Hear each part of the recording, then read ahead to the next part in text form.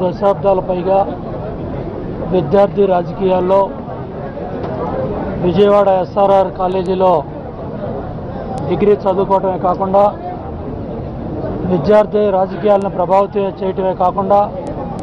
United students organisation అనే వ్యవస్థను ఏర్పాటు చేసి దాని అధ్యక్షుడిగా విద్యార్థుల సమస్యల పట్ల ప్రభుత్వాల దృష్టి తీసుకొచ్చి నిరంతరం కృషి చేసిన వ్యక్తి నెహ్రూ గారు.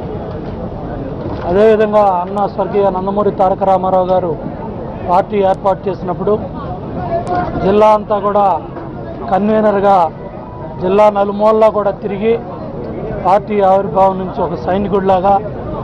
రామారావు గారికి అండదండలుగా పార్టీ విజయానికి మరి పెద్ద ఎత్తున యువతని ప్రోత్సహించే విధంగా రాష్ట్రంలో యువతకు ఆదర్శంగా ఉన్నాడు. మరి ఎంతో ఎన్ని ఆటుపోట్లు కిడ్నీ ట్రాన్స్ప్లాంటేషన్ 2000 సంవత్సరంలో జరిగినా 17 సంవత్సరాలు ఆయనకున్న ఆరోగ్యం కానీ, ఆయనకున్న క్రమశిక్షణ కానీ, ఆయనకున్న ప్రతిరోజు ఉదయం యోగా చేసుకోవడం కానీ, నిరంతరం కూడా ప్రజల సమస్యల పట్ల నిర్మౌఢంగా ఆయన ఆయనే ఎత్తుకొని ఎవరు వచ్చినా సరే